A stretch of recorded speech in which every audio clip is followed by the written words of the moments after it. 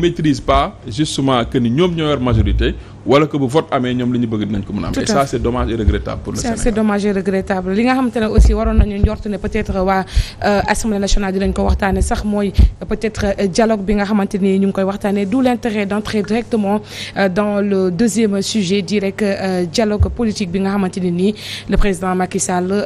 woote na ko entre guillemets si on peut le dire comme ça à travers discours am bu 3 avril bi weesu wax na ne que mën na taxawal li nga xam ne moom moo di dialogue waaye mu waxaat aussi que ne dialogue bu rapide lay doon dialogue bi nag gis nañ ci duudu ñenn ñi peut-être di respecter ne ki nga xam ne moom moo di Khalifa Sall war na caa mën a dem déjà avant ñu ko wax sax xam naa dañ koy dugg ak El Hadj Ndiaye mais yow sa xalaat bëgg nañu ko am d'abord ci dialogue bi nga xam ne président Macky Sall woote na ko à quelques mois de l'élection présidentielle naka nga ko jàngatee. xam nga dialogue warul cesser mais dialogue dafa war a nekk lu franc xam nga ñu ngi dem. ci période d'inscription. mu waroon nekk benn moment de mobilisation de très grande mobilisation ñoom de manière unilatérale ñu fixé ko 1 mois mais non seulement dañ ko fixé 1 mois mais on ne permet pas aux Sénégalais ñu am carte d'identité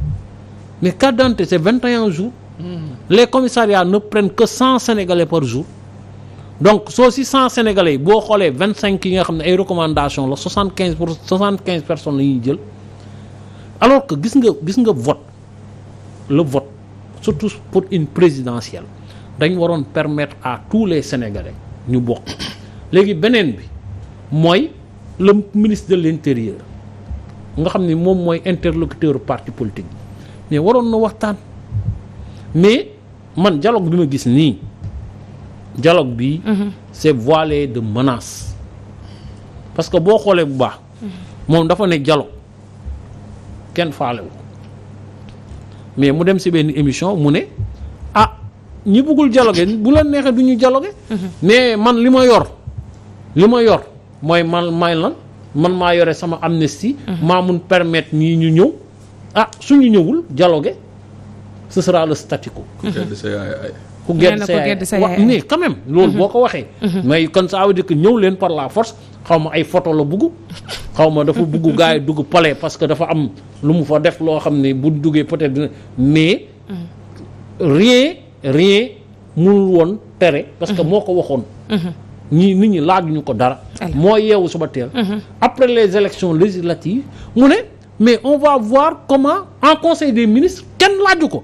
mu dugal ko ci communiqué conseil on va voir comment faire pour que sénégalais yi pertoon seen droit civique ak politique ñu ñëw amaat ko léegi y a 2 voies y a la voie de l'Assemblée nationale ou l'amnistie maa ngi jox naa instruction suma ministre de la justice pour mu kii ko mais yow nga yeewu suba teel génn ci parce que tout simplement gars yi dañoo durcir leur position envers toi nga ne waaw léegi man tam je vais faire alors pour le cas Khalifa Sall am na ci yenn ci ay partisans am yoo xamante ne ñoom ñu ngi sàkku à ce que Khalifa Sall dem wuy ji li nga xam ne moom moo di dialogue bu njiitu réew Macky Sall woote ndax Khalifa Sall pare na pour wuy ji wala ndax ay yéen ñooñam pare ngeen. waaw foofu foog ñu leeral parce que xam nga Khalifa Sall aussi boo ko tuddee ci ñu seq langue politique bi ñuy wax nii ñëpp boo amee seetlu tuuti di nga gis ni moom ci boppam. ñi nekk ci langue politique bi yëpp Khalifa Sall a été ministre avant eux nekk na député avant ñoom nekk na maire commune avant ñoom nekk na maire capitale avant ñoom kooku bu fekkee ni yàlla cëralee na ko loolu yëpp lépp lu muy dugg rek lim ciy jiital du boppam parce que day jëlale boppam lim ciy jiitu mooy intérêt askan wi ak li nga xamante ni moo mën a bàyyi Sénégal ci jàmm. Maintenant dialogue politique ou dialogue tout court du lu bees Sénégal booy xool histoire politique u Sénégal ci ñi ko xam du je parle sous son contrôle avancée démocratique yi ñu fi am yëpp dialogue ko indi code consensuel yi nga doon dégg rek Kéba Mbaye ak yooyu yëpp processus électoral bi avancé yi ñu ci am yëpp ba mun a am première alternance deuxième alternance ak yooyu yëpp dialogue moo ko indi donc du lu fi bees président de la République bu toogee ba jàpp ni moom sentir na ni la nécessité mu woote dialogue c'est parce que c'est un aveu déjà que ni dans la conduite de la politique de l'État am na foo xamante ni gis na ni moom sooxe na déjà parce que Doudou wax na ko dialogue dafa war a nekk lu permanent pour dans un état démocratique normal boo demee dans les grandes démocraties comme ay France ak yooyu day am question yoo xam ne bu jibee da nga gis le chef du gouvernement recevoir tous les chefs de parti qui sont membres de l'opposition pour ñu waxtaan parce que boobu c'est la nation qui est en jeu et quand la nation est en jeu il faut dépassionner le débat boobu position partisane dootu fa xew pour le cas maintenant de Taxawu Sénégal parce que nee naa dialogue beesu fi quand l'important c'est le Sénégal il faut que les gens di discuter mais Taxawu Sénégal li fa xew comme ni nga ko déggee il y a pas encore une position qui a été décidée mais Taxawu Sénégal dafa am nu mu tënkoo dañu bokk ci Yewwi Askan Wi dañu bokk ci F24 muy doon ay kuréel yoo xam ni dafa regrouper ay ensemble de partis wala de coalition de partis ñooñu à un moment donné par rapport ak li nga xamante ni moom le président de la République woote dinañu toog waxtaan seet ndax dañuy dem ci dialogue bi wala déet mais ñun Taxawu Sénégal en tant que plateforme politique ñu am suñu candidat pour élection présidentielle bi mais on s'est dit mais balaa ñuy dem di waxtaani ak ñi nga xamante ni ñooñu kuréel yooyu ñun fa la ñu bokk en tant que Taxawu Sénégal jaadu na ñun ci Taxawu Sénégal à l'interne ñu waxtaan xam position boo xam ni moom la ñuy yabal suñuy ndaw yi dem Yewwi Askan Wi wala F24 waxtaan yi moom la ñuy yóbbu ñu ne de manière démocratique au niveau des bases de la base dans les 46 départements ne département bu nekk def assemblée générale am wax lan mooy position am par rapport ak dialogue bi nga xamante ni moom le président de la République wootee loolu ngeen gis par exemple démb ñu ne Tambacounda génne nañu résolution wax seen position. mais est-ce que du en quelque sorte benn ballon de sonde rek loo xamante ni non du ballon de sonde parce que ñun xam nga Taxawu Sénégal il faut comprendre la nature Taxawu Sénégal du benn parti politique coalition de partis ak entité politique ñoo ci nekk. D'accord. benn parti politique kese nekku ci benn entité politique kese nekk y a des mouvements et y a des partis politiques ñoom ñëpp ñoo boolee seen bopp tuddee seen bopp Taxawu Sénégal Khalifa Sall jiite ko ñu jiital ko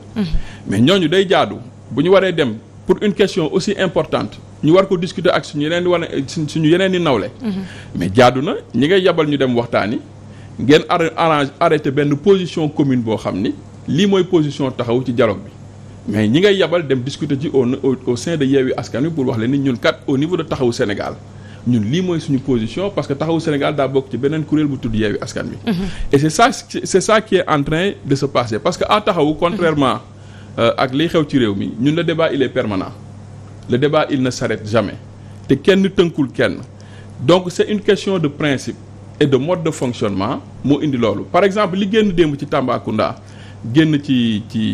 Pikine par exemple warutoon génn parce que waxtaanu biir néeg la woon dañ ko waroon jox kuréelu Taxawu Sénégal yi ñu dajale comme niñ ko defee diaspora ñi ngi waxtaan waa Canada ñi ngi def seen assemblée générale pour jël une position waa États-Unis ñi ngi def seen assemblée générale pour jël position comme ni ko waa Dakar di defee comme ni ko waa Paris di defee comme ni ko waa Tambacounda waa Kédougou ñëpp di ko defee mais est-ce que mais c'est parce que c'est ça la démocratie parce que c'est une démarche participative et inclusive mais je veux dire est-ce que du un peu benn perte de temps ci Khalifa Sall du moment que moom déjà ñu ngi wax ci droit civique am ndax war na mën a bokk ak warta mën a bokk te lu bëri waroon ko mën a lijjanti déjà même avant parce que dialogue bi du la première fois wax nga ko léegi te on se rend compte que yëpp bi ñu terme de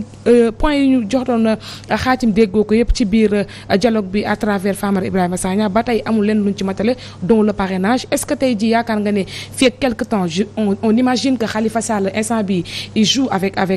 la montre temps bi te moom bëgg na nekk candidat te ñëpp xam ne nekk jamono ji n'est pas encore éligible est-ce que priorité yi waruloo mën a nekk feneen que di xëcc dialogue boo xam ne nii xëy na peut-être liñ ciy trouver comme consensus sax est-ce que le président Macky Sall dina ko matale. non Khalifa il n'est pas encore éligible loolu moom sa commentaire la yow yaa ko wax parce que man damaa jàpp ni même 2019. article L non xaaral man ke damaa jàpp ni depuis 2019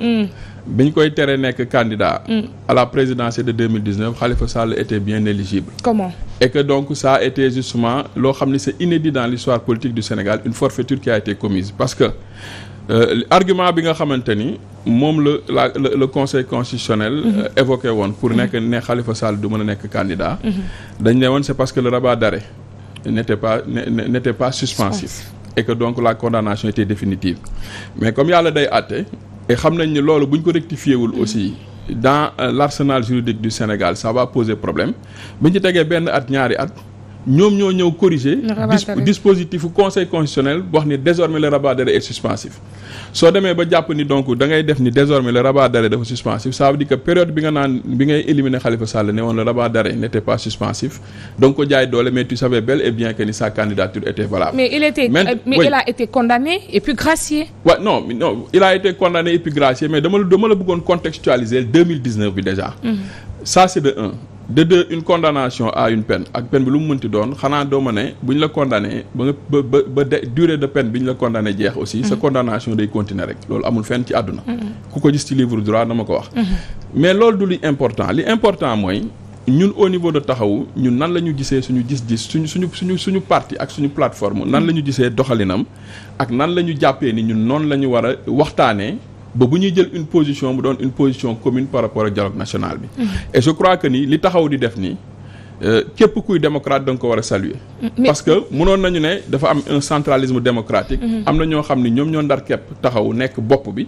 ñooñu mënoon nañu tëju ci nekk ne dañu décider dañuy dialoguer wala ñu ñàkk dialoguer mais li ñu def nii mooy. militants yi à la base. ñi nga xamante ni ñoom. ñoo lay sànni sa carte xaaral ma yeggali rek. ñooñu la ñu wax ni yéen waxtaan leen. ba jël position indi ko parce que dama la wax ni ñi ngi def consultation au niveau de la base. mais bu jeexee y a une assemblée générale. nationale bu ñuy organiser fii ci Dakar. où toute la presse sera conviée. où Taxawu va dire clairement sa position ci dialogue national bi ndax Taxawu. va aller au dialogue national ou Taxawu ne va pas aller au dialogue national. On en est là. D'accord foofu noonu yow d'accord naa fa ak yéen que ngeen constituer seen base mais tey wax nga ko sànq juñu nga ko ci say kàddu Khalifa Sall nekkatul benn Khalifa Sall boo xam ne taxawu Dakar wala taxawu Sénégal rek moom moo ko moom dafa bokk ci benn entité bu ñu dippee Yewwi Askan Wi bokk également ci conférence des leaders. bokk ci ñi nga xam ne tey jàpp nañ ne mënuñoo décider lenn sans moom gisoon na tey bu jàppee di constituer base am ba au niveau national waa taxawu ne ñoom dañuy dem ci wuyu ji dialogue Macky Sall est-ce que du casser un peu ce talent de rapprochement bi nga xamante ne nii peut-être opposition bi ngay wooye entre guillemets opposition bu peut-être radicale est-ce que duñ tasaaroo que c'était opportunité boo xam ne le président Macky Sall am na ko pour xaajale leen. waaw léegi man soxna dama lay laaj est-ce que dans une démocratie dañu war a am justement une seule voix qui parle. et que loolu la ñëpp di war a topp. mais ñoom ñoo d'accord ne que c'est la bonne voie. depuis mais est-ce que dans une démocratie lépp lu teew dañ ko war a waxtaane xam nga ñi ngi wax sax ñi ngi anticiper sax di wax ci dialogue bi mais dialogue bi balaa nit ñi di déterminer wu dëgg-dëgg pour xam ndax dinañ ci dem wala duñ ci dem il faut que ñi ciy dem xam quels sont les termes de référence parce que ku la ne damaa bëgg nga ñëw ñu waxtaan dina la wax ci lan ngeen di waxtaane et ki la wax ci lan la ñuy waxtaane dina la wax ni man tel à tel et tel point laa bëgg ñu waxtaane di nga ko ne tel et tel point dama bëgg ñu génnee ko ci tel et tel point dama bëgg ñu dugal ko ci xam nga yooyu yëpp c'est les préalables au dialogue et loolu yëpp eggaguñ ci et ñun balaa ñu ci yegg ñu ne ñun taxawu on s'est dit mais yegg ngeen ci parce que yéen a ngi concerté wu pour dem ci am déet. waaw non bu ñu concerté woo ba pare. c'est pour donner une position commune bi nga xamante ni mooy doon position wu taxawu Sénégal par rapport à ce dialogue là. maintenant balaa ñuy wax ndax dialogue bi. on suppose que vous avez les termes de référence puisque yéen a ngi concerté wu à la base. bu terme de référence amoon yéen presse bi yéen a ciy njëkk jot da ngeen dégg ki woote dialogue ne. terme de référence yaa ngi nii par contre li leer mooy dafa am yoo xam ni ñun leer nañu ni. mënuñu wax dialogue national ci contexte bi ñu toll nii. te duñ ko soulever. et parmi yooyu par exemple on voit les arrestations politiques. ci dialogue national bi foog ñu wax ci c'est une question qu'il faut évoquer parce que mënuñu dëkk di tëj ay nit ñoo xamante ni parce que dañ leen di condamner pour délit d'opinion. du journaliste du activiste du homme politique kenn du échappé tu ci. donc le dialogue doit prendre cette question en charge. mais le président Macky Sall nee na dialogue le respect politique amu fi. non mais kooku moom moo ko wax mais yow xam nga ni ku dem manifestation politique ñu arrêté la tëj la doo prisonnier politique. ku def une publication sur Facebook ñu arrêté la tëj la doo prisonnier politique ku nekk journaliste def sa chronique politique ñu ñëw fekk la sa rédaction yóbbu la tëj la kaso prisonnier politique nga ou pas. Au Sénégal il y a plusieurs centaines de prisonniers politiques. C'est une question que le dialogue national doit prendre en compte. La question du parrainage mais c'est les acteurs politiques ñoom ñoo koy kaas chaque jour ñi bëgg bokk ci élection yi ñoom ñooy casse parrainage bi chaque jour loolu boo ko waxtaanewul da ngay demaat ba egg ci élection yi on te pose les mêmes conditions pour t'éliminer encore mais mieux vaut ngeen waxtaane ko en amont pour stabiliser le processus électoral balaa ñu ci yegg. La question de la caution elle est là. Les gens ont des opposants ont toujours posé ce problème-là yaa ngi wax la question de l'éligibilité de certains de l'élimination pour d'autres yu ñuy waajal. Mais yooyu yëpp boo ko toogul waxtaane boo toogee ba élection yi jot après fan nga koy waxee. xam nga mais terme de référence yi li ma bëgg a xam mooy est-ce que peut-être taxawu Sénégal bëgg nañu projet amnistie bu Khalifa Sall bokk ci waaw wala déet. waaw xam nga bi ngay dégg projet amnistie ba léegi ki nga xamante ni moom moo constitué woon benn dossier fabriqué de toutes pièces def une cabale pour yóbbu Khalifa police déglu ko foofu yóbbu ko tribunal jugé ko condamné ko yóbbu ko kaso. toog ba xelam dellu si mu jàpp ni xam na ni kii kat dama ko tooñ te tooñ bi ëpp na mu ne dama koy gracier ba kooku ngay gracier ne la man bëggumaa génn nga ne dama koy génne yow yaa toogaat ba sa xel yedd la nga ne kii kat tooñ bi ëpp na parce que dama ko privé ay droit am te droit am yooyu daf ci war a jotaan nga brandir l'amnistie kooku moom moo yor agenda am di ko dérouler nous la question de l'amnistie on n'en a jamais parlé la question de l'amnistie il faut que les Sénégalais comprennent que ni amnistie bu ñu waxee amnistie ñu collé ko Khalifa Sall day poser problème parce que on n'amnistie pas une personne on amnistie des faits mais balaa ñuy wax sur la question de l'amnistie il faut que ñu xam le contenu de l'amnistie li ñu bëgg a amnistie yan fait la ak yan fait yooyu ban période lay couvrir pour en discuter donc la question doit être beaucoup plus posée à ceux qui ont brandi ay da ngay xool aussi ci instance yi ko brandiré c'est en conseil des ministres est-ce que kon doo d'accord ci ñenn ñi solennellement que le président de la République a décidé de parler de cette question-là. Mais il n'a pas que la question de il n'a pas que l'amnistie pour justement rétablir les droits de certains. Il y a la question du code du code électoral, l'article L29, l'article L30. Mais là, le dialogue politique bi aussi daf ciy wax. On peut vous proposer l'amnistie, mais vous pouvez proposer qu'on enlève le terme électeur bi ñu def ci l'article L29 et l'article 30 qui fait que ni am na candidat yoo xam ni mënuñoo bokk ci élection yi. Donc toute la question elle est là et c'est les discussions. Il faut que ñu xam lu leer ci lan la ñuy discuter ba jot ci ñu mën a wax des positions très précises par rapport justement à ce dialogue-là. Mais toujours est-il que maintenant il faut regretter et ça il faut le constater. Est-ce que tey que président Macky Sall du bii la fi njëkk woote dialogue. Mais à chaque fois bu wootee dialogue du dem jusqu'au bout parce que moom bu la tàllalee benn loxo beneen bi ngi nëbb lenn loo xam ne dëgg sërëx la. Et ça c'est regrettable. Est-ce que du tey loolu moom moo tax peut-être Khalifa Sall ci njortu ne peut-être du am benn coppite wala du dem élection moo tax mu dagg li nga xam ne moom moo di mottali yéene. Non mottali yéene mësta dagg parce que mottali yéene kañ la taxaw bi ñuy waajal weeru koor gi. mu doon weer wu màgg boo xam ne dañ ko war a sellal. Avant weeru koor gi sax karam bi moo njëkk moo jiitu weeru koor gi topp ci ma jàpp ni Sénégal aussi ñun ñëpp ay way gëm yàlla lañu. te dafa am moment yoo xamante ni ak loo nekk homme politique. il faut nga cëral aussi li nga xamante ni askan wee ko moom. ak li nga xamante ni sa diine moo la ko sas. ñu jàppoon ni weeru koor gi c'est pas une période propice. pour que nga kon ne di dem ci nit ñi di waxtaan ak ñoom affaire politique. alors que ñu ngi war a concentrer wu ci seen i diine. moom ma mën la garantir et assurer la ni. que dans les prochains jours. balaa ñu ci début mois de mai bi ñu dugg nii mottali yéene reprend et on va retourner à l'intérieur du Sénégal mottali yéene c'est une jonction entre Khalifa Sall bi nga xamante ni dafa am yéene ci Sénégal war koo motal ak yéene bi askan wi am ci moom war ko koo jébbal pour jox ko réew mi mu diriger ko ëllëg inchallah alors Doudou dégg nga speech ki nga xam ne moom moo di El Hadj Ndiaye te li mu wax yëpp tënk na ko ci